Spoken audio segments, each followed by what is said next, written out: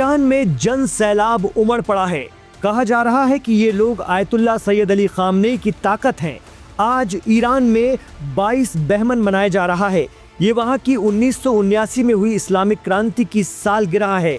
इस वक्त ईरान के 31 राज्यों में सड़कों पर बड़ी तादाद में लोग ही लोग हैं। ये वो लोग हैं जो ईरानी इस्लामिक रेवोल्यूशन के लिए अपनी प्रतिबद्धता का इजहार कर रहे हैं। ये वीडियो ईरान की न्यूज़ एजेंसियों और टेलीविज़न चैनल्स के जरिए जारी किए गए हैं, जिनमें स्पिरिचुअल सिटी मशहद में बड़ी तादाद में लोग जुटे हैं और वो नारे लगा रहे हैं, माँ अहले कूफे निस्तीन के अली तन्हा बेमानद, जिसके मायने हैं कि हम कूफा वाले नहीं हैं जो मौला अली को तन्हा छोड़ देंगे। इस ज़माने में हम डटे रहेंगे मैदान में अपने रहबर के लिए।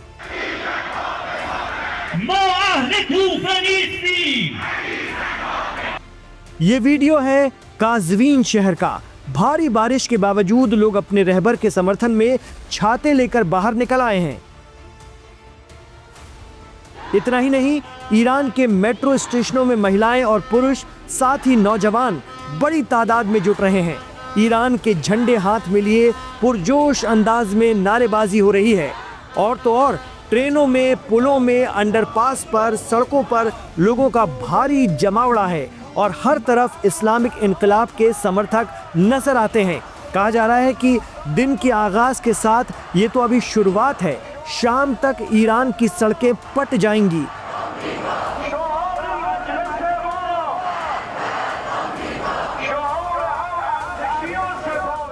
आरोप तो ये भी लग रहा है कि इसराइल और अमेरिका समर्थित लॉबी ने ईरान के लोगों से इस मौके पर सड़कों पर न आने की अपील की थी। लेकिन जिस तरह से लोगों का हुजूम उमड़ रहा है, वो अपने आप में आयतुल्ला सैयद अली खामनेई के उस दावे को मजबूत करता है कि उनकी असली ताकत ईरान की आवाम है। 22 बहमन इस बार बेहद ख़ास इसलिए है क्योंकि साल 2026 की शुरुआत में ही ईरान में हिंसक प्रदर्शन शुरू हो गए थे, जिन्हें पश्चिम की तरफ से ईरान के इस्लामिक रेवोल्यूशन की सत्ता के खिलाफ बताया गया और इन प्रदर्शनकारियों के लिए अपना समर्थन जताया गया था।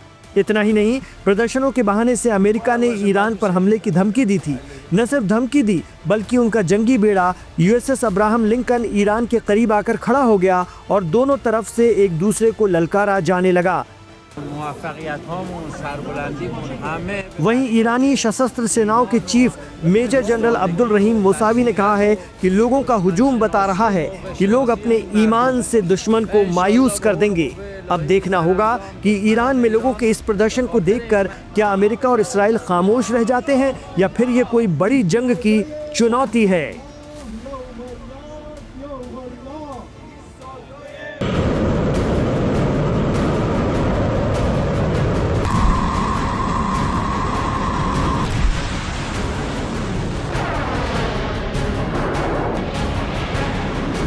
ईरान की रेंज में आ गए हैं अरब देशों में मौजूद अमेरिकी बेस।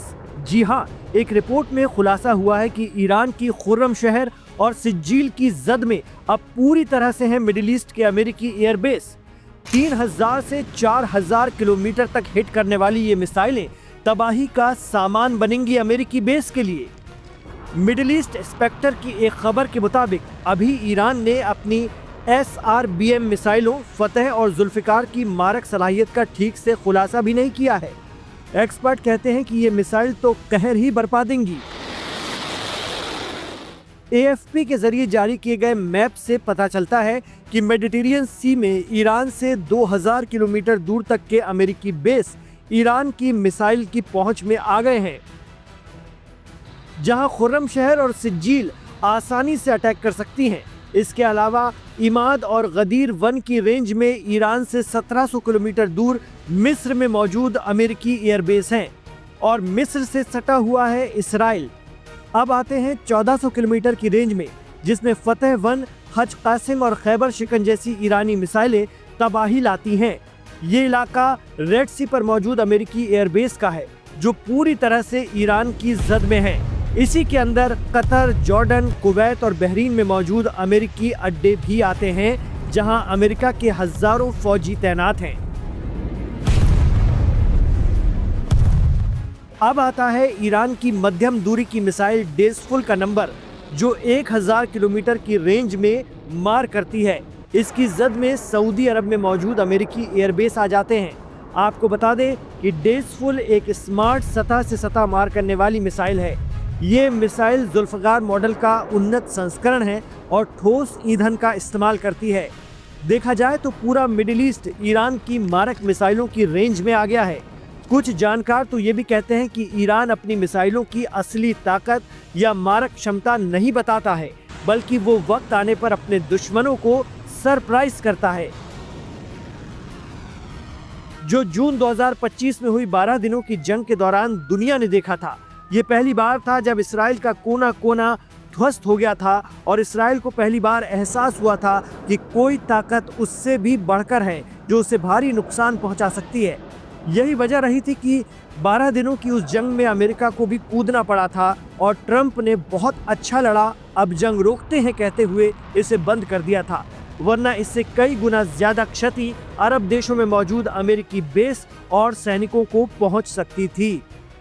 यही वजह है कि ईरान में इस्लामिक रेवोल्यूशन की सालगिरह पर ईरान के supreme leader ayatollah Ali Khamenei ने अपने पैगाम में कहा है कि हमारी ताकत मिसाइलों और विमानों से कहीं अधिक हमारी इच्छा शक्ति और दृढ़ता से जुड़ी हुई है। खामनेई कहते हैं कि अल्लाह का शुक्र है कि आपने दृढ़ता दिखाई है और विभिन्न क्षेत्रों में अपनी इच्छा शक्ति का प्रदर्शन किया है। इसे फिर से दिखाएं, शत्रु को निराश करें।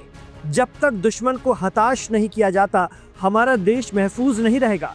शत्रु को हताश करना होगा। शत्रु की हताशा आपकी एकता में, आपके विचार और इच्छा शक्ति में है, आपके उत्साह में, और दुश्मन के प्रलोभनों के सामने आपकी दृढ़ता आपके मजबूत इरादों में दिखती है।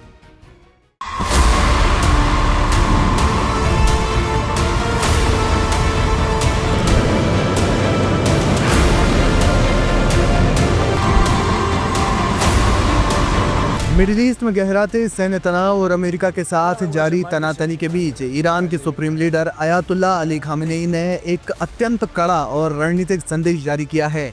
प्रमुख वायुसेना सम्मेलन में अपनी अनुपस्थिति के बाद खामेनेई ने टेलीविजन के माध्यम से राष्ट्र को संबोधित करते हुए स्पष्ट किया कि ईरान की असली ताकत उसके असला खानों में नहीं, बल्कि उसके नागरिकों के अडिग संकल्प में निहित है। ये संबोधन ऐसे समय में आया जब ईरान अपनी 1979 की इस्लामी क्रांति की वर्षगांठ यानी 22 बहमन मनाने की तैयारी कर रहा है। खामेनेई ने इस अवसर का उपयोग देश की आंतरिक एकता को मजबूत करने और पश्चिमी शक्तियों, खास तौर पर अमेरिका को अपनी प्रतिरोध की शक्ति दिखाने के लिए किया। अपने संबोधन की शुरुआत में सर्वोच्च नेता आयतुल्ला अली खामेनेई ने 1979 की इस्लामी क्रांति के ऐतिहासिक महत्व पर जोर दिया।